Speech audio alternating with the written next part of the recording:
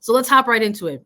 We're doing these in somewhat alphabetical order, I guess. We're starting with Angel City right at the top. Angel City's got to love the beginning of a regular season because they're gonna start out every year on top until another team might come in and roll out with an A name. But letter A, they're on top right now. All zeros for all the teams looking ahead into 2023 regular season. No wins, no losses, no draws, none of that. But let's start with an overview of the team here for folks who maybe aren't too familiar themselves with Angel City. Head coach Freya Coombe, this is officially her second year with the franchise. She previously was with Gotham FC, formerly Sky Blue, since 2019. And they finished their 2022 season, their inaugural season, in 8th place in the regular season standings. And so we were looking at this team to really kind of tackle this offseason and really kind of steal some headlines. And when we were doing a little bit of our offseason grading on the show, we ended up giving them a C plus. When I wrote up my grades for .com, I gave them a C plus. And I asked you, Lisa, I was just like, hey, like, what do you think of Angel City? Like, do you have room for, bumping them higher or lower? And you sort of felt like this was a reasonable grade to give them in their offseason. Yeah, I mean, it has to be a little bit reasonable because this is an Angel City team that came in last year in 2022 in their inaugural season, and they made a lot of noise with their people that were investing in them, their investors and ownerships of the team, what they were doing in LA with the community, with their signings in Kristen Press that they got, some really big names. They made trades for Sydney LaRue last year. And in the offseason, they really didn't do too much. I mean, they made a lot of trades and a lot of money for a number 1 draft pick in the 2023 NWSL draft, and they end up going with Alyssa Thompson, the young 17-year-old out of high school, out of California, to keep her there. And I think that was really the biggest thing they did in the offseason, besides maybe a little bit of like-for-like trade in a Tyler Lucy, Merritt Mathias, and we'll talk about it, but really not too much. I mean, when you looked at 2022, Freya Coombe as a head coach, she didn't really rotate players a lot on her squad. She didn't. It was 15 players that saw minutes and saw time, and that was kind of it. Otherwise, if you were off that bubble of getting time to play, you weren't really going to get into that starting lineup and get significant minutes. The players that were playing 80, 90 minutes every single game. So the depth of this Angel City roster, I was maybe expecting to see it grow a little bit more in the offseason, just with the nature of injuries that have happened. I mean, they suffered a lot of injuries last year, the World Cup being this year. I was expecting a little bit more. So I give C plus for sure for this Angel City team in the offseason. But they did change their roster a little bit, right? Some changes happening on their roster list. Oh, no, for sure. I think sort of looking at their offseason as a whole, kind of issuing those grades, it included things like how they fared in the free agency period. It included how they tackled the draft, how they tackled any sort of player departures, whether that was through trades or otherwise. But I think in terms of the free agency period, I wouldn't exactly consider them winners. I think we're looking at an Angel City side that has often, been out there talking about their franchise, how they want to be the first ever women's professional soccer franchise with $1 billion valuation, and going out there and sort of, priding themselves on these things and showing the worth and value and the importance of investing within, women's pro sports. Mm-hmm. And when it came to their free agency period, they didn't have a ton of those free agency signings. There were a lot of what we considered really top tier talent amongst that list of free agents. And when it came to signing out of free agency, they ended up going with Katie Johnson out of free agency, formerly with San Diego Wave, a California native, went to USC. So there's a lot of ties there, Mexican-American player. So they're very excited to have this player. A veteran player of the league at this point, has played with multiple teams, and they have her currently listed as sort of a midfielder, but slash forward option. So it's going to be interesting to see where Freya Coombe might actually utilize Katie Johnson in this Yeah. starting 11. But they also acquired Merritt Mathias out of North Carolina Courage. Yeah, I think a big get for them defensively, because within that trade, there's Tyler Lucy, who is a forward and a defender for Freya Kuhn, but really played in the outside back role as a forward converted to a defender. That Lucy got sent to North Carolina. So pretty much a like for like trade there in Angel City, gaining a player in Merritt Mathias, a veteran of this league, can play in the outside back, really skilled 1v1 defender, and can also contribute in the attacking end of the field, getting crosses into the box and overloading sides to create man-up opportunities down the flank. Yeah, I think those are big signings, and what happened between Alyssa Thompson, Katie Johnson, and Merritt Mathias, nothing too crazy, right? I think the biggest one making the waves there is a player like Alyssa Thompson, but also we haven't seen her yet. So how is she going to adjust to the speed of the game and the play? I mean, she already has I believe it's 2 caps with the United States women's national team as the senior team. So this is a young player that can hopefully come in and really make a difference for Angel City. And although this isn't a roster signing or a trade or someone being drafted to this team, Angel City is also hoping to get back a couple players that were injured last year. And I think Sarah Gordon, defender, who played years with Chicago and was chosen in the expansion draft to go to Angel City on her injury.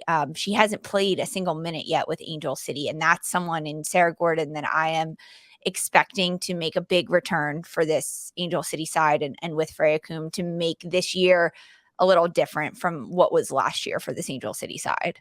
No, I'm with you. And listen, let's also just provide a little bit more clarity for folks in terms of really how Sarah Gordon is rated by other teams. Oh yeah, she's Sarah Gordon is a player that Chicago essentially engaged in a trade with Angel City for expansion roster protection. Yes. So this is a player that was part of a negotiation process in Chicago's offseason now two seasons ago, where they knew that there was going to be a double expansion with 2 California sides coming into the team, and they wanted to try to do something to ensure that they would protect their roster. There was also a ton of players who had requested trades to exit from Chicago's franchise just due to a lot of the negative headlines that were around the team at the time. So this was one of those players. So you're talking about a hometown local player to Chicago who's really sort of elevated her game and developed over the course of her experience within NWSL specifically, has never left this league to play outside internationally, and eventually raised her profile enough and became a really good center back in this league, to the point where Angel City was like, yes, this is a player that we will talk to you and negotiate with you about to help build up around our roster. And so there was a lot of excitement, I think, in getting this caliber of player to Angel City. But then she picked up, the ACL injury over the course of a preseason with them just before their inaugural season. So I'm almost with you on where I think there's going to be a lot of people who get reminded about Sarah Gordon. Yeah. I think people forgot, honestly, especially because the way Angel City came into the league as an expansion team and with a lot of bells and whistles, I'm going to be honest. And Sarah Gordon is a huge bell, a giant whistle. And because people didn't see her last year in a year that had a lot of change, especially for Angel City, I think some people forgot about her. And man, are they going to be shocked when they see her take the pitch, because Sarah Gordon is an amazing defender. I mean, she was an Iron Woman for Chicago. She's an athlete through and through. Yeah, she's impressive to watch. So I want to add her to the list for Angel City as someone that they're kind of bulking up their roster, even though she's already been there. Yeah, for sure. I think when we're talking about a team that needs to bulk up their roster in certain areas, I mean, you also have to sort of look at what that means in terms of who they lost. So we're talking a little bit about maybe the defensive shape in the back line for this team when we're talking about Sarah Gordon, but they also lost a couple players in trades. Tyler Lucy to North Carolina Courage, Akari Recaro to Chicago, and these were players that kind of became reliable, essential players for Coombe in their inaugural season. Kari Recaro, someone who has been in this league for quite some time, has played with multiple teams at this point in her career, but entered the league as a defending prospect, center back out of Notre Dame, and has sort of moved her way up further up the pitch, depending on which team she has been a part of. And Tyler Lucy, an attacking option that they engaged in a trade with Portland Thorns. Again, they were making all these deals with teams ahead of the expansion draft. And then we see Tyler Lucy get kind of converted into sort of a wingback for Angel City, but no longer going to be with Los Angeles, now going to enter 2023 with new clubs. Are these going to be huge shoes to fill, or do you think sort of how the roster is at this point, they'll have players who'll be able to slot in pretty seamlessly? I think for the Tyler Lucy loss, it's a like for like trade in Merritt Mathias. You're going to get maybe even a little bit better out of that, just because Mathias is a true defender and a wing back in that position.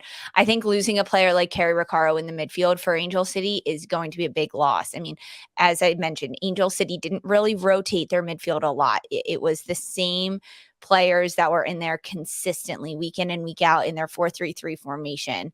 And Kerry Recaro, one of those players. She didn't score any goals in the league up until last year, and then she had 4 goals for Angel City. Just a big contributor on the pitch. I think a big personality as well in terms of leadership and what she brings in that sense. But I know we'll get to Chicago very shortly to talk about that team in their preview, but the trade for Kerry Recaro to go to Chicago in exchange for a little bit of money, or allocation money, was much better for Chicago than it was for Angel City to lose this type of player. I think Angel City might struggle a bit in the midfield this year. I don't think that's an unfair statement to say.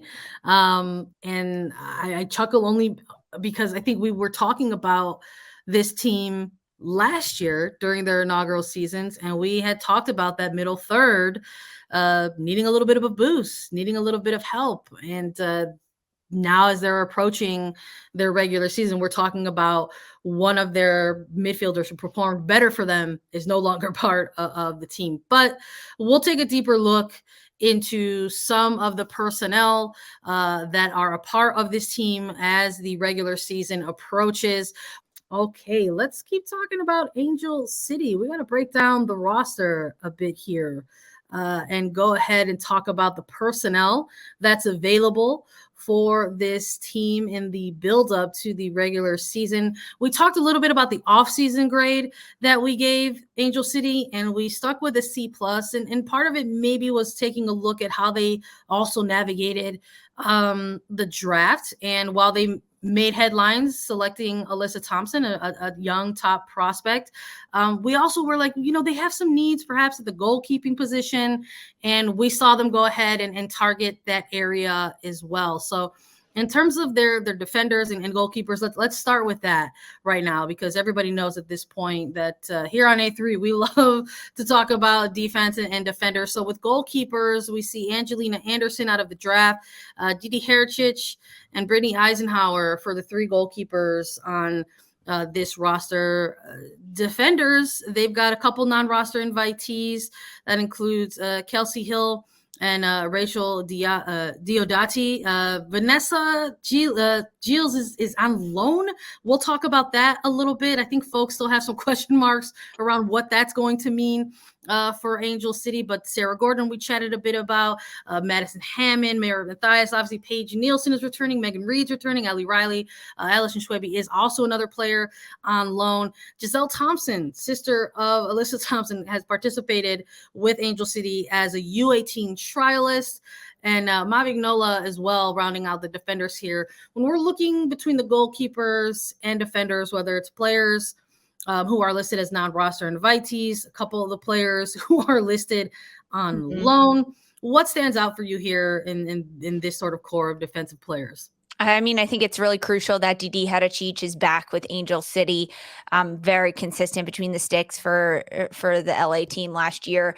And across their back line, although losing Tyler Lucy, they've still got a Paige Nielsen, a Megan Reed, and Allie Riley, players that were namestays in that back line. And I think we'll see Merritt Mathias slot in pretty directly into that list. I mean, Sarah Gordon too. Like, I think there poses some questions there because you look Yeah. at players like Paige Nielsen and Megan Reed. Megan Reed, a player that I just loved watching her evolution last year because this player came pretty much out of the woodwork, right? She wasn't playing soccer anymore, and she came to this team. She tried out last year for Angel City, and she became a starter playing significant minutes for Angel City in 2022. And she was really fun to watch. So I think that it's really good that they're returning a lot of their consistent defenders for this Angel City side. That's only going to help them grow throughout this year. But there are a lot of defenders listed, 12 right now. And I think that's a lot. I think that's a lot for a position that you just don't rotate as frequently on any team, let alone on this team. But I think some of the other players, right, like as we kind of build up this roster, when you look at the midfield group for Angel City, Taylor Almer, who is a non-roster invite, that's a name that a lot of people would know from Washington Spirit. This is a player that's looking to get on this Angel City team. Katie Johnson, Clarice Lebeon, Savannah McCaskill, Molly McLaughlin, Lily Nabet, Mackenzie Pluck, Domi Richardson, and Danny Weatherholt. I think a lot of familiar names in that list as well. And then forward group, Simone Charlie, who was a big part of this team last year, coming in off the bench, Claire Emsley, June Endo, Sydney LaRue, Mia Ministrea, Kristen Press, Jasmine Spencer, and Alyssa Thompson. Any names specifically stand out to you? Who do you think will be big impact players there? Look, we were lucky to go to Angel City twice on tour with attacking third. And I feel like each time when we exited those two matches, we were talking about June Endo. This was a player I think that they signed over the offseason of their inaugural season. And I think folks who maybe are the more casual fan don't look outside internationally. We're a little curious as to how this player was going to contribute to Angel City. And I think she has just really elevated her sort of importance to the team in terms of even just in her versatility, because another thing that we witnessed in the couple times that we were out there was how June Endo can sort of play across different positions and different lines on the pitch. And I'm not too sure if that's the energy they're going to roll with around this player going into 2022. They've got her listed specifically as a forward, but I think Jasmine Spencer on this preseason roster specifically being listed as a forward as well is something that out a little bit to me. This was, again, another one of these players that we saw utilized that has a lot of great attacking skill sets, but Freya Coombs, similar to Tyler Lucy, wanted to keep these players lower in the pitch and kind of operate in those kind of outside back, wing back positions. So I'm a little curious if maybe there have been different conversations with a player like Spencer in the lead up to this regular season and how they want to utilize her moving forward.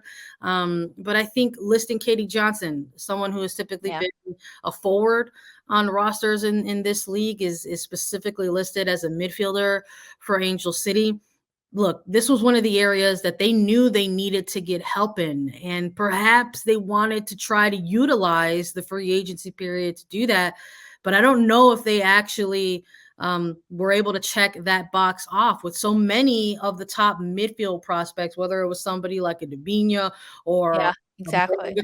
or even a Desiree Scott at this point, or a Vanessa Bernardo or a Danny Colaprico, et cetera, et cetera. They didn't get any of those players. So to sort of sign off with Katie Johnson and obviously say, hey, you're going to be listed here. We're going to have to see how that works out. Now, I think maybe there could be a little bit of an advantage there. McCaskill and Johnson did play together while in Chicago. So there's not going to be a learning curve there. These are two players who have experience playing together, who are probably familiar with each other's movements on the pitch. And maybe this is perhaps a roll of the dice and a gamble to hope that these two can reconnect and create some good things in the middle third. And I'm hopeful with it too, because I'm a big fan of Katie Johnson and her play for teams across the league. So I'm hopeful that this will work out for Angel City. I'd like to see it, but it all depends on what Freya King has in her notebook and how she wants things to roll out for them.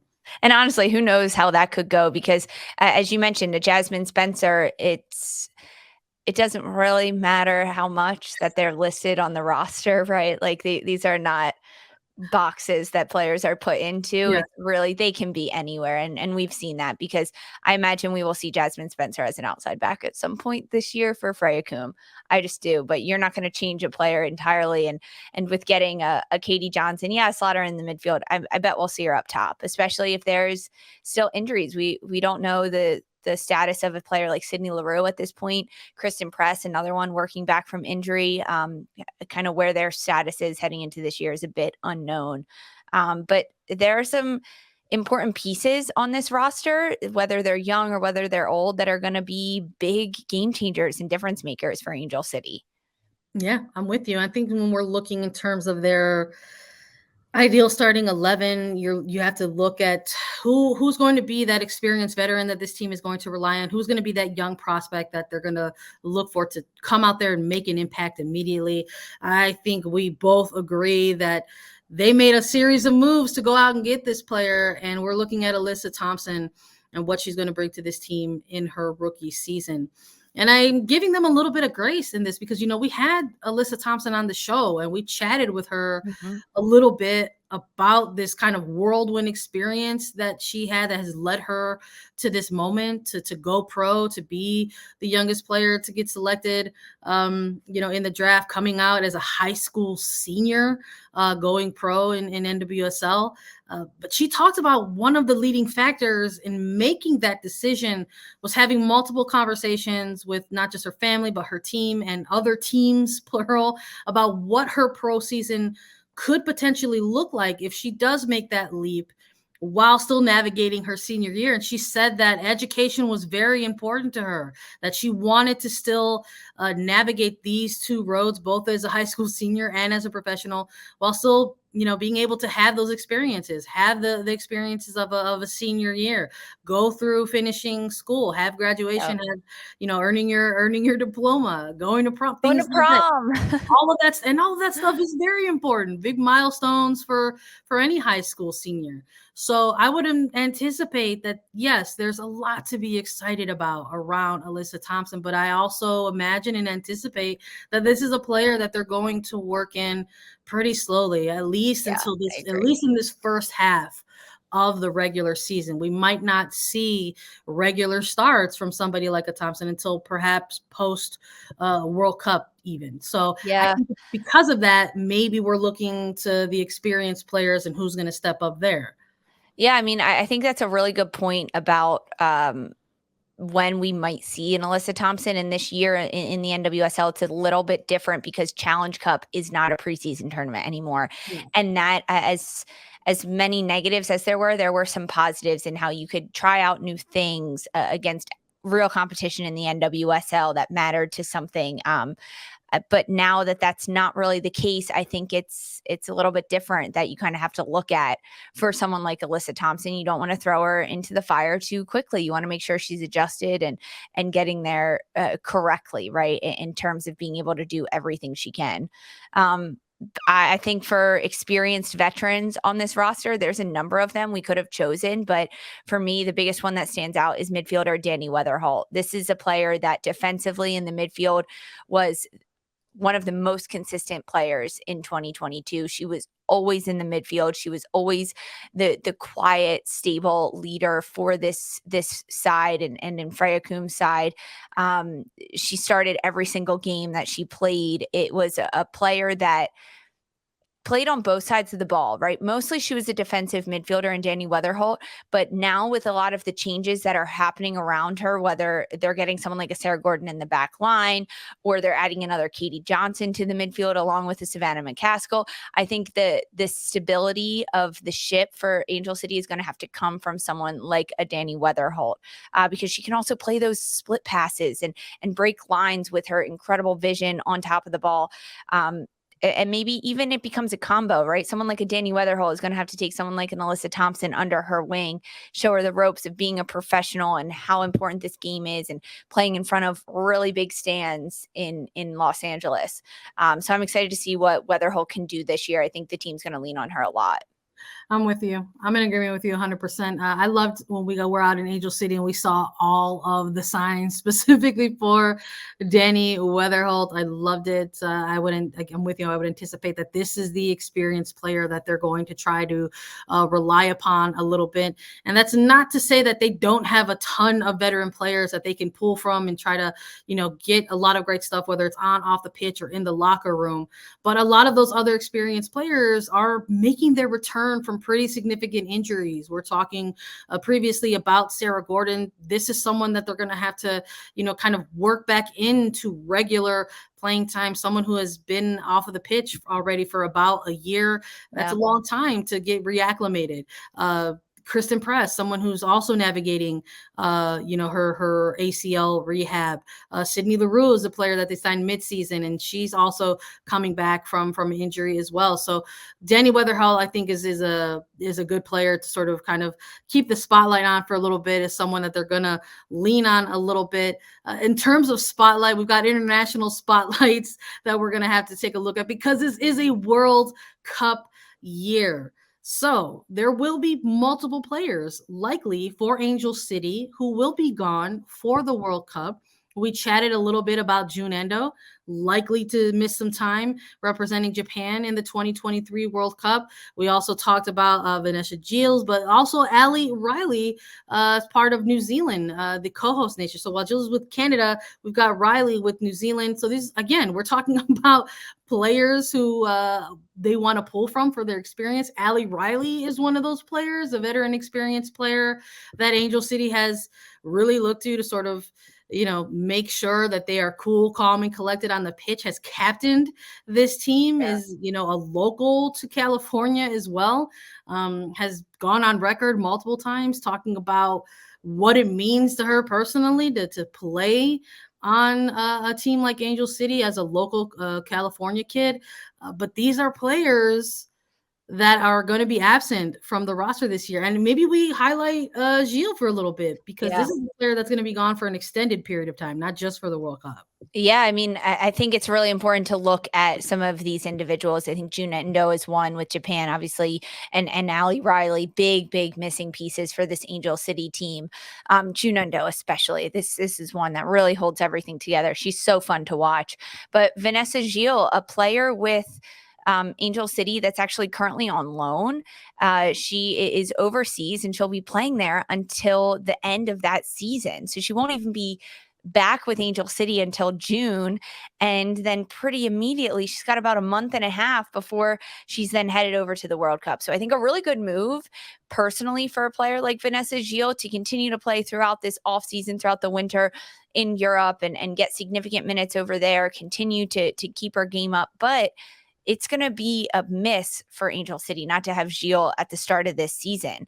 And yes, it is a World Cup year, but the NWSL regular season takes a little bit of a pause from July 9th through August 18th, the regular season. That's when we'll see the majority of the Challenge Cup being played. And of course, the World Cup happening from July 20th through August 20th. So there's a lot of moving parts in between like June, July, August that we'll have to see what with Vanessa Gilles coming back to Angel City for a couple weeks and then going to play in the World Cup with Canada. It's going to be really interesting to see how the middle of the regular season goes without some of these players. I think June Endo is one of the biggest ones that they'll miss. Absolutely. I think the only silver lining in all of this that we could talk about is when we go through all these previews, every single team is going to miss impactful players due to the World Cup. So it's not just Angel City, although they are going to miss some pretty significant key players there. Let's wrap this up a little bit for Angel City. Let's talk about the biggest burning question that we have for Angel City in the 2023 NWSL regular season. Quite frankly, it echoes what we presented to them last year in their inaugural season. This is a team that has become really one of the most popular teams, not just in NWSL, but alongside the world. We could see all of the excitement around Angel City, sort of making its rise as this kind of iconic brand, right? And we hear a lot about that. Again, we're talking about a club and its ownership group that talks a lot about high ambitions of being that $1 billion evaluation type of team, record-breaking scenes at their stadiums, multiple sellouts, shattering records for season ticket holders. It's all of the scenes that you want to see within NWSL and women's pro soccer here in the United States. But can this team match all of the buzz, connect all of the buzz around it onto the pitch and break through to the playoffs? Has this team done enough in their offseason to make sure that 2023 is the year that happens, Lisa? Yeah, I mean, that's the biggest burning question. Is this a playoff contention team right now? I think it going hand in hand is in that. Can they break 500, right? They had 8 wins, 9 losses last year to go along with those 5 draws they had. But can they break 500? That get 8 and 8, right? Along those, get 10 and 10, win more games than you can lose. And I know that sounds so simple, but those are just the little things that this team has to look at coming into this year, whether they're getting players back or they're not, whoever they're losing for the World Cup, whoever they're not losing, the young players they're looking to mold. There's a lot. I think there's a lot of pressure on Angel City, but a lot of pressure they put on themselves to be one of the best teams. And the fact that they fell short of the playoffs last year, I think that hurt. That left a bit of a sour taste in their mouth, especially considering their expansion team counterparts in San Diego ended up hosting a first round playoff game because they finished 3rd overall. So I think that's something. It's a little bit of a monkey on the back for Angel City. Can they make playoffs? Can they finish above 500 in 2023? And you and I, we're gonna predict it, because we want to talk about the projected finish for Angel City in 2023. Burning question: can they make the playoffs, Sandra? Do we predict them to finish in playoff position? I won't be surprised if Angel City mirrors a little bit what happened in 2022.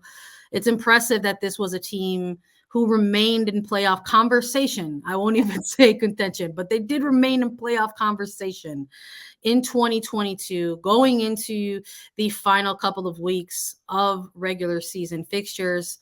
But they had some unreal obstacles to get through. We're talking about a double-digit goal differential. They had to defeat, I believe it was Chicago Red Stars by 16 plus goals. It was out of this world. So sure, there was playoff conversation around this team going into the final few weeks of the regular season. However, they still finished in 8th place, well out of contention for the playoffs. And I think this might mirror what we saw last season in terms of where they could finish. I think it could be anywhere as high as 7th. I also think it could be anywhere as low as 10th.